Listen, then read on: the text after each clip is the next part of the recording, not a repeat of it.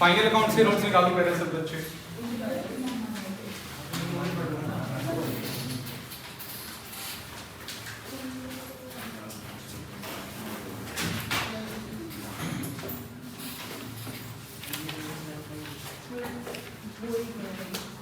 Final accounts में एक question रहता है आपका, लेकिन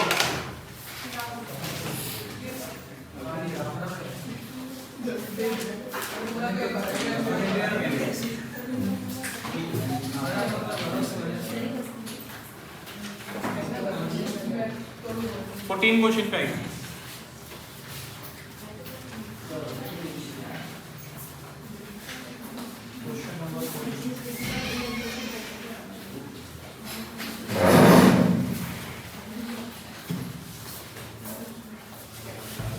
इवनिंग कॉपी तो ले लेते हैं, यहाँ से रखी हुई लेते आप लोग ना सबके बढ़िया नंबर आए। नितिन बहुत खराब नंबर है, बहुत खराब नंबर है तुम्हारे। कब से पढ़ोगे? कितने आएंगे अगले टेस्ट में? 20% बढ़ाओगे बस। सर एकदम 70% चाहिए चारों में, ठीक है? अलग अलग 70, एवरेज 65 है, कोई बात नहीं। चारों का कंबाइंड रिजल्ट आता है ना, उसमें 65% हो जाए कोई दिक्कत नहीं है, बट अलग अलग 70 के आसपास आपको चाहिए, 70, ठीक है?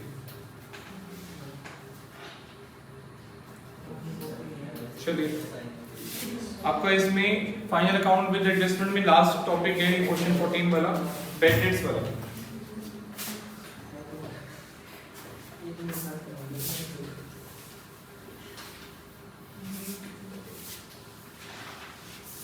सबको थोड़ा डार्क पेन यूज करने के लिए बोल दिया करो ना। चल तो एक पेन पकड़ लेते हैं जो जैसा चलता है पूरी क्लास निकाल देते हैं उसमें।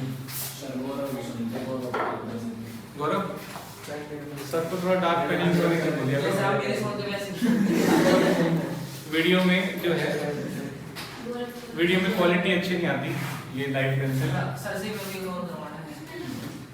सबको बोल दिया करो डार्क पेन यूज करेंगे।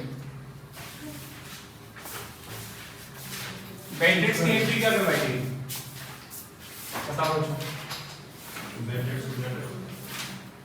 एडजस्टमेंट एंट्रीज, बैड डेट्स की एंट्री क्या करेंगे हमने? Bad debts to debtor.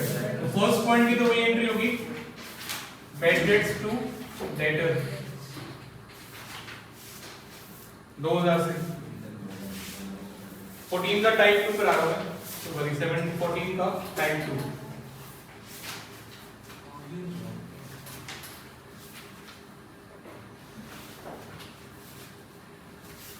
Bad debts to debtor, अब ये तो पहले हो चुका है हमारा बैड डेट्स वाला। नया पॉइंट तो इसमें सेकंड और थर्ड है, प्रोविजन फॉर बैड डेट्स। ये क्या होता है बताइए?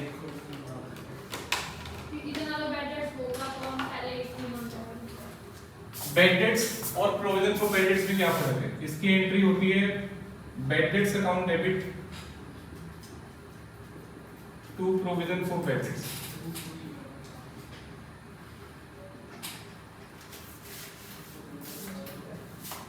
बैड डेट्स अकाउंट डेबिट या पीनल अकाउंट डेबिट, जैसे मर्जी आप इसको समझ लो, to provision for bad debts 25%।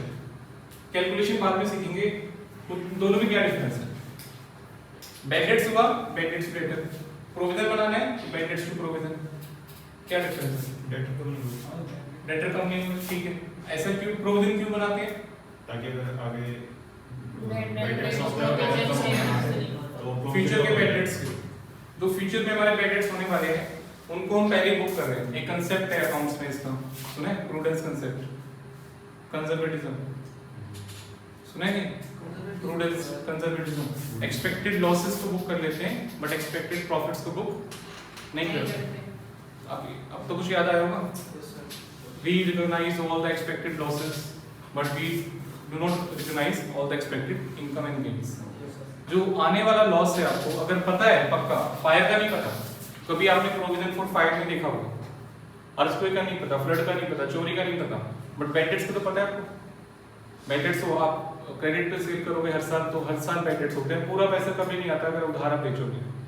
तो जो एक्सपेक्टेड लॉस है उसको हम पहले ही बुक कर रहे हैं because of prudence concept. Accounts ना कंसेप्ट से चलती है, आज मैं पढ़ाने भी वाला हूँ थ्योरी आपको, going concern concept, business entity concept, money measurement concept, सुना तो होगा, ठीक है। तो सारे कंसेप्ट्स बेस हैं, प्रूडेंस कंसेप्ट है उसमें, एक्सपेक्टेड लॉसेस को बुक करते हैं, यानी अगले साल के। ये आपका ये ईयर होता है 1 अप्रैल से 31 मार्च। आप क्रेडिट सेल पूरे साल कर रहे हो, क्रेडिट सेल हर महीने कर रहे हो आप क्रेडिट सेल, ठीक है ना। क्रेडिट सेल आपकी हर महीने हो रही है। अगर इसमें बैड डेट्स हो गए हैं 31 मार्च से पहले बैड डेट्स हो गए हैं तो हम ये वाली एंट्री करेंगे, बैड डेट्स रिलेटेड। और आपको लगता है कि आखिरी के महीने में यानी मार्च के महीने में आपने क्रेडिट सेल करी है जिसके बैड डेट्स अप्रैल में होने वाले हैं या मई में होने वाले हैं, तो प्रोविजन बना देंगे।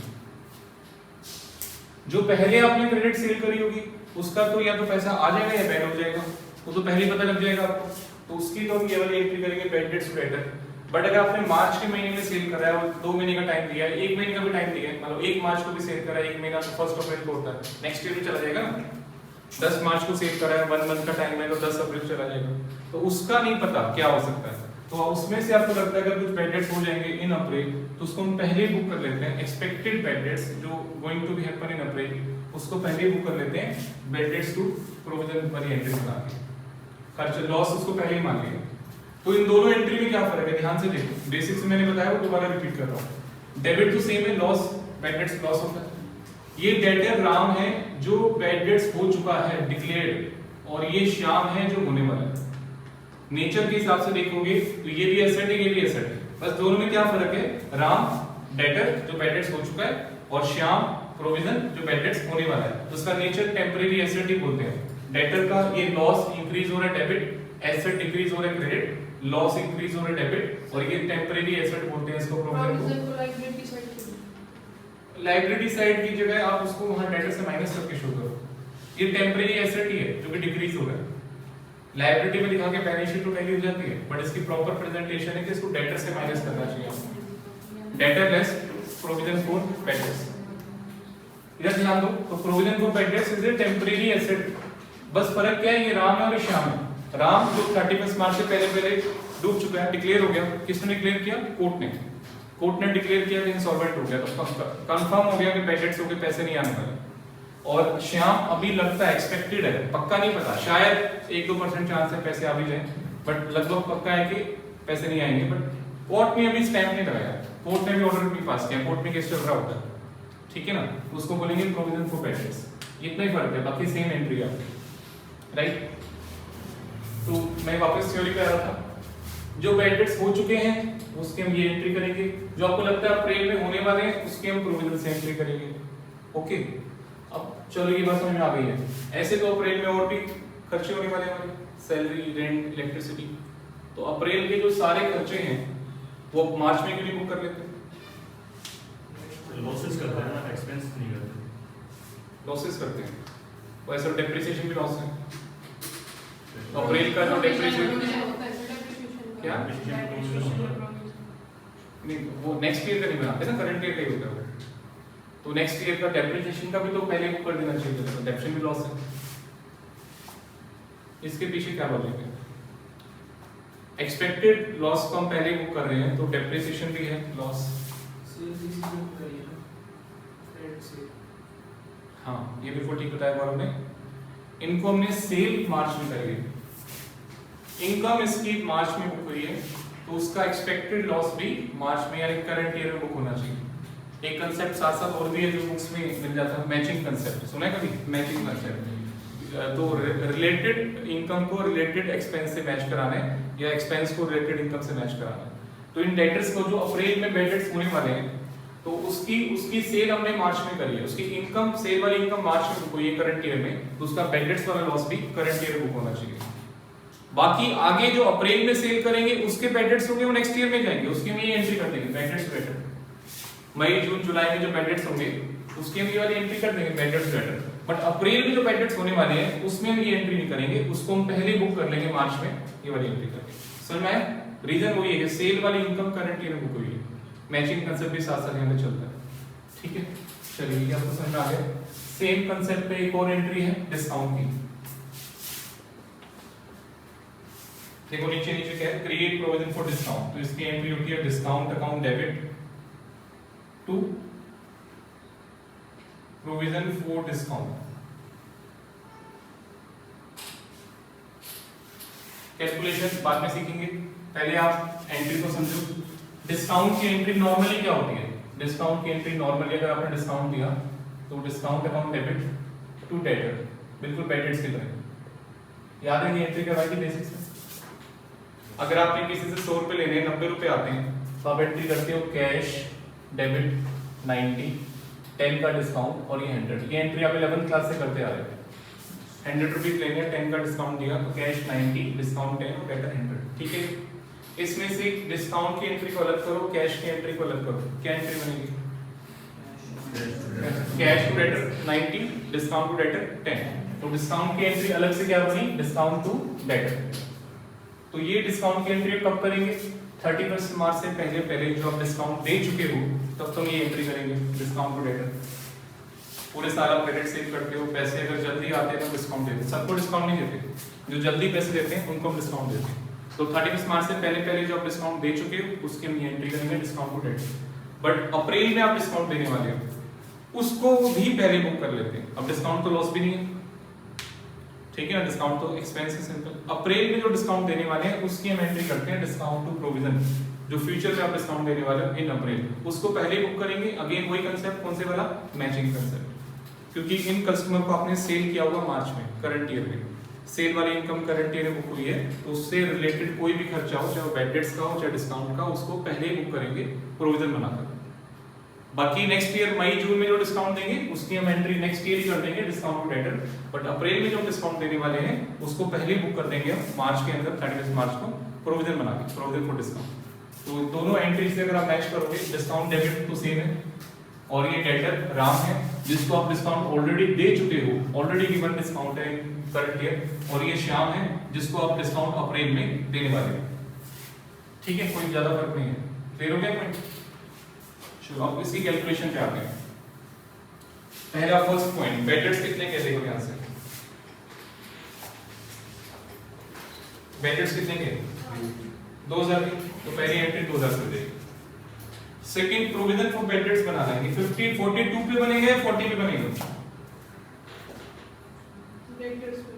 हाँ, डेटर पे तो बनेगा, डेटर 42 के है। तो प्रोविजन फॉर बैड डेट्स जो बनेगा वो 42 पे बनेगा या 42 में से ये माइनस करूं मैं अदर बैड डेट्स?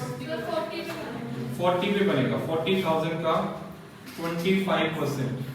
अब मैंने वो माइनस क्यों किया बताओ? हो चुके हैं। अंदर जो बैड डेट्स हैं देखो 8000 ये भी हो चुके हैं। जो ट्रायल बैलेंस के अंदर बैड डेट्स हैं 8000 ये भी हो चुके हैं। इसमें बिगनिंग एंड की फर्क नहीं पड़ता, सिर्फ ये कि हो चुका है एंट्री होगी नहीं हुई। पहले ये समझो, अंदर जो बैड डेट्स हैं वो हो चुके हैं, बाहर जो बैड डेट्स हैं वो भी हो चुके हैं, सिर्फ एंट्री नहीं हुई थी। दोनों में सिर्फ इतना ही फर्क है। बैड डेट्स 8000 के हो चुके हैं, एंट्री हो गई उसकी, और बाहर जो बैड डेट्स हैं 2000 के वो भी हो चुके हैं बिफोर 31 मार्च, बस एंट्री उसकी पेंडिंग थी, तभी एडजस्टमेंट में है। तो डेटर आपके इन रियल आपके 40 के ही है, 2000 की बस एंट्री नहीं हुई थी। डेटर आपके 31 मार्च को 40 के ही है आफ्टर दिस एंट्री। आप इसको ऐसे समझो, अगर ये 2000 की भी एंट्री पहले हो जाती तो अंदर बैड डेट्स होते 10 के और अंदर डेटर होता 40 का। ऐसे ही होता, अगर 2000 की एंट्री भी हम बुक्स ऑफ अकाउंट में पहले ही कर लेते तो अंदर बैड डेट्स कितने के होते? 10 के, और अंदर डेटर कितने का होता? 40 का। तो 40 के आपके डेटर्स हैं जो नेक्स्ट ईयर आपको लगता है प्रोविजन जो बनाएंगे आपको बैड डेट्स 25%, सारे के सारे बैड डेट्स नहीं होते, आपको लगता है 40,000 में से 25% पैसा डूब जाएगा नेक्स्ट ईयर, पूरा पैसा नहीं आएगा। तो 25% 40 का बनाना है, 2000 माइनस करना है क्योंकि वो ऑलरेडी हो चुका है, सिर्फ एंट्री नहीं हुई। हो गया 10। अब अगला जो है डिस्काउंट का 40 पे बनाएंगे 30 पे बनाएंगे? अगला जो है 40 पे बनाएंगे 30 पे बनाएंगे? बताएंगे 30 पे या 40 पे? डिस्काउंट का प्रोविजन 30 पे बनाएंगे। क्यों सर? बता दो कितने परसेंट है? 10%। 3 रुपीज 1000 कर रहे हैं अब 30 पे क्यों बनाएंगे, क्या रीजन है? 40 क्या आप डिस्काउंट सबको देते हो? जिनसे जल्दी पैसे आते हैं उन्हीं को देते हो। तो 40 में से आपको लगता है 10 तो पैसे ही डूब जाएंगे, आएंगे नहीं, जल्दी की उम्मीद कैसे कर सकते हो? सोच के देखो। 40,000 के डेटर्स हैं ऑन 31 मार्च, आफ्टर दिस ये फर्दर बैड डेट्स की एंट्री, उसमें से आपको लगता है 10,000 नेक्स्ट ईयर बैड डेट्स हो जाएंगे, जिसका हमने प्रोविजन बना दिया। तो जल्दी की उम्मीद तो कर ही नहीं सकते, डिस्काउंट हम उसी को देते हैं जिससे जल्दी पैसे आते हैं। तो 30,000 ऐसे डेटर्स हैं जब आपको लगता है पैसे आने की उम्मीद है, तो 30,000 वालों को हम डिस्काउंट देंगे 10%। ठीक है, क्लियर हो गया पॉइंट? ठीक है। इसके बाद एक अकाउंट बनता है, नोटिंग बाद में करना, मेरे समझ लो बहुत इंपॉर्टेंट टॉपिक है, इसके लिए तो वेरी इंपॉर्टेंट, इस क्वेश्चन पे नोट्स में लिख दो, क्वेश्चन पे वेरी वेरी इंपॉर्टेंट, बहुत जबरदस्त क्वेश्चन है ये वाला, एग्जाम में आता है और कोई 100 बच्चों में से एक बच्चा इसको सही करके आता है। प्रोविजन, और ये 11th में हमेशा बच्चों को डाउट में रहता है, जहां वर्ड प्रोविजन आ गया वो डाउट में रहता है हमेशा, समझते नहीं ढंग से।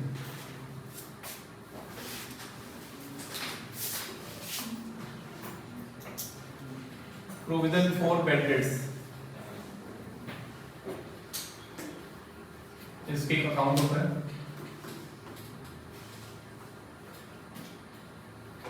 Bye balance DD to balance DD to bad dates,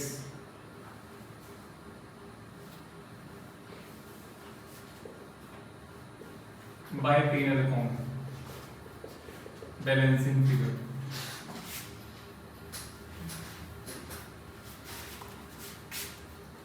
हाँ जी, ध्यान से देखो, ये जो मैंने एंट्री बनाई है बैड डेट्स लेटर, उसके बाद बनाई bad debts to provision for bad debts. अगर मैं इस बैड डेट्स की जगह P&L अकाउंट डेबिट करता हूं चलेगा?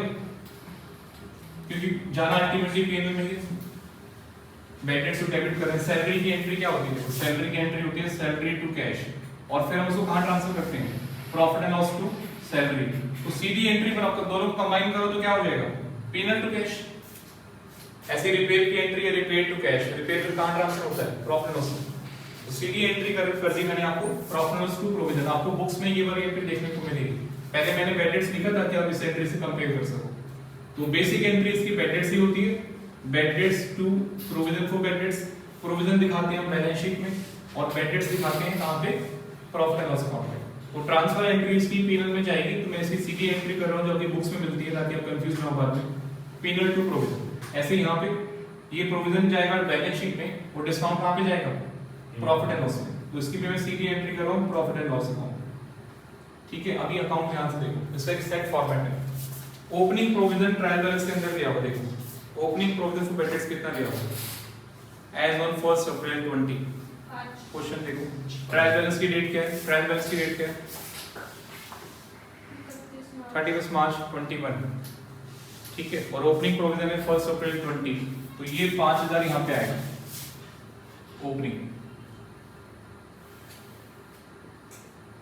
Opening provision. ये सीडी में आता है क्लोजिंग प्रोविजन।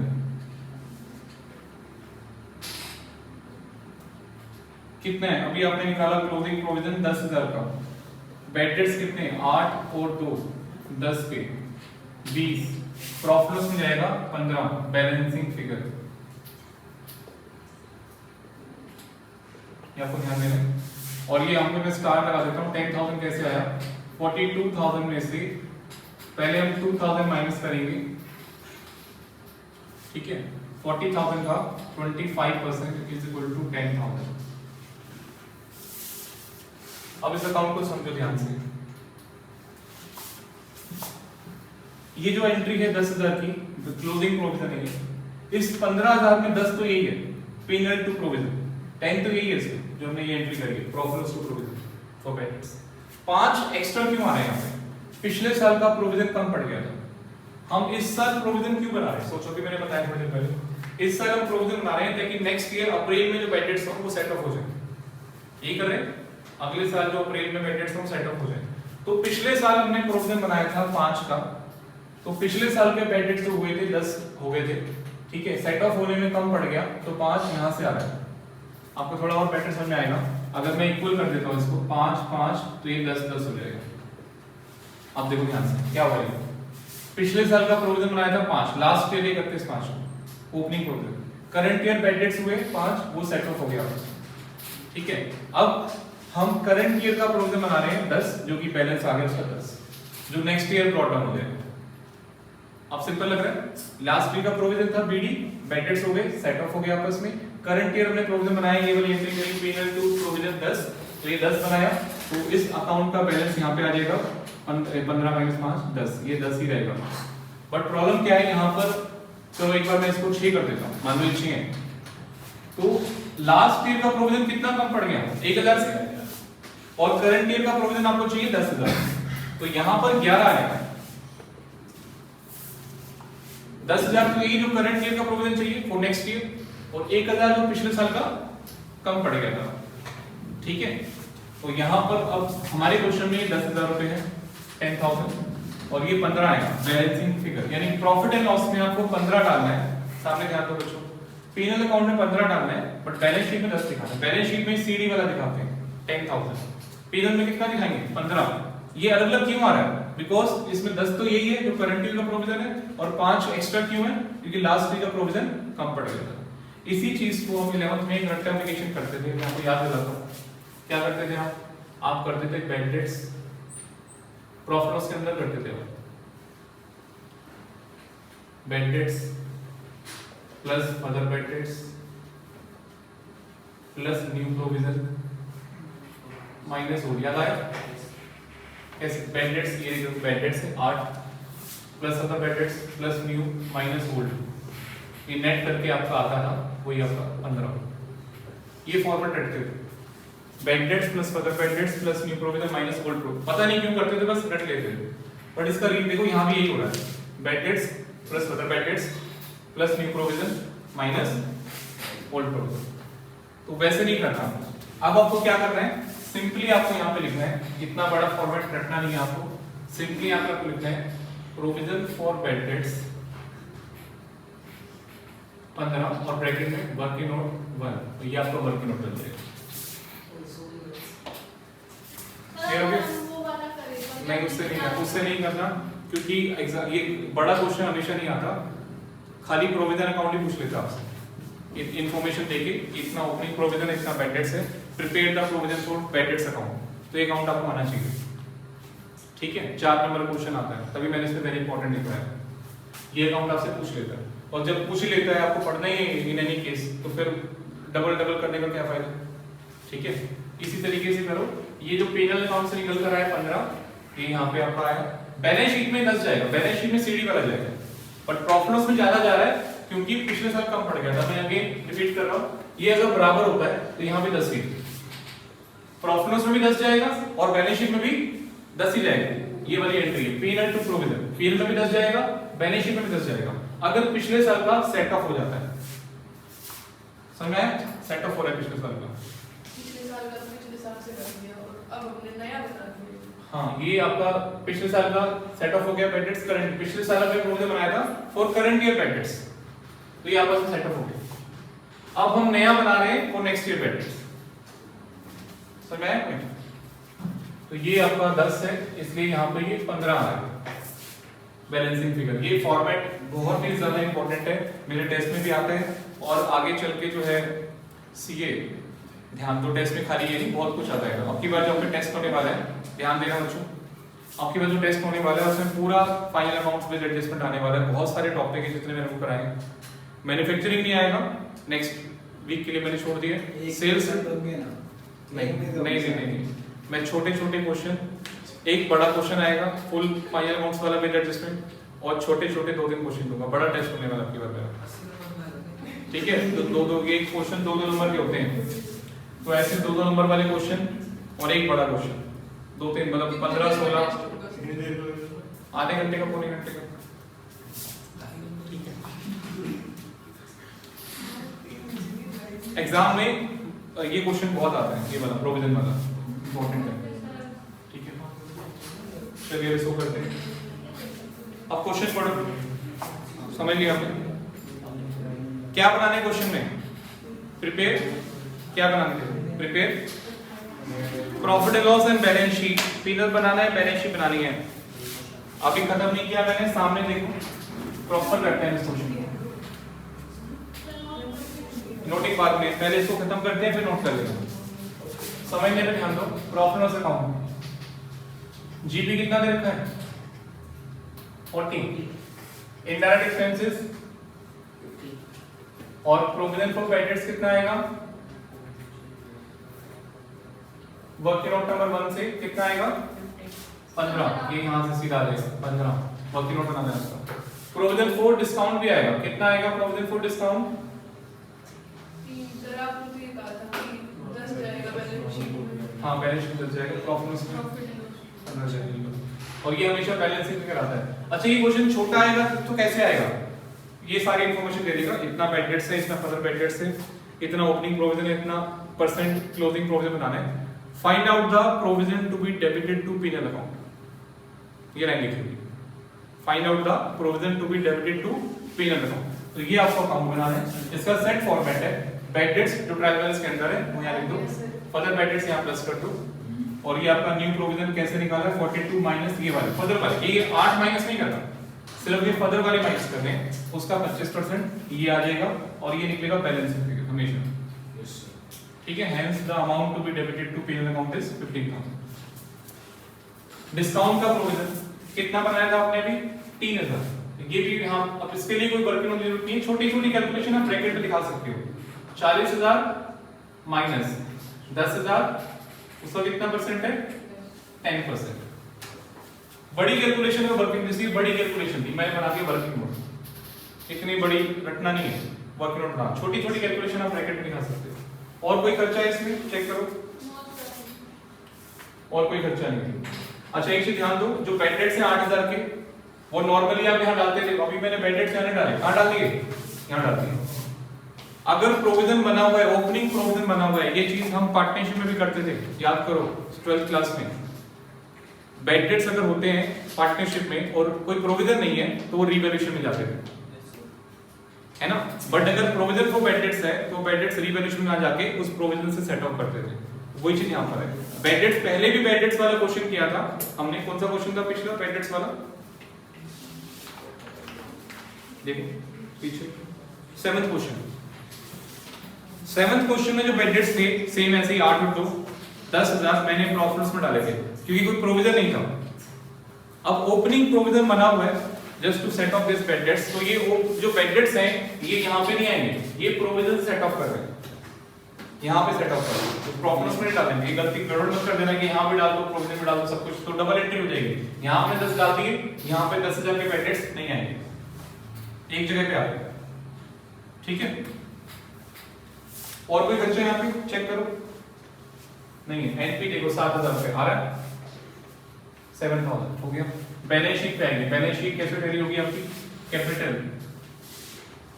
प्लस एनपी 67 और डेटर बहुत मेन है यहाँ पे, डेटर्स आपके 42 के हैं। सबसे पहले यहाँ से क्या माइनस करेंगे बच्चों,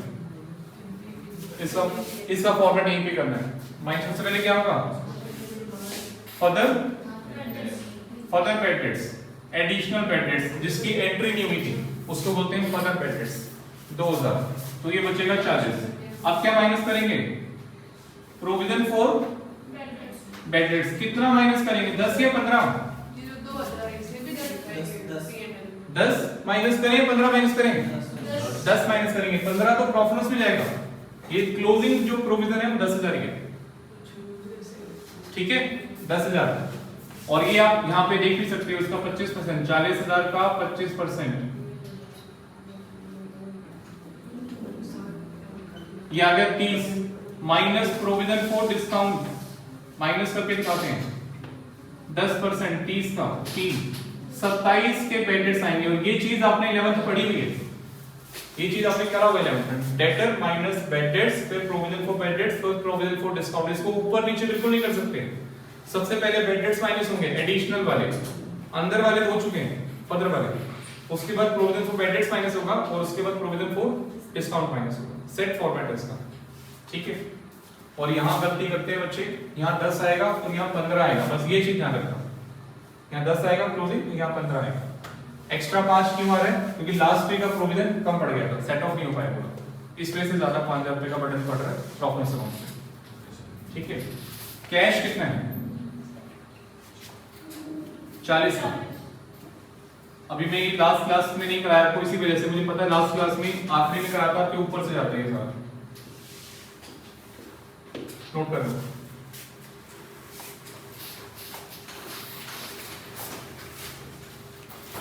अब इसे नोट कैसे कर सकते हैं? वहाँ से शुरू करते हैं एडजस्टमेंट। यहाँ से शुरू करो एडजस्टमेंट एंट्री से, फिर वर्किंग नोट, फिर पहले एडजस्टमेंट एंट्रीज। ये पेपर में नहीं करनी, अपने समझने के लिए है। पेपर में एडजस्टमेंट एंट्रीज नहीं करनी, ये अपने समझने के लिए।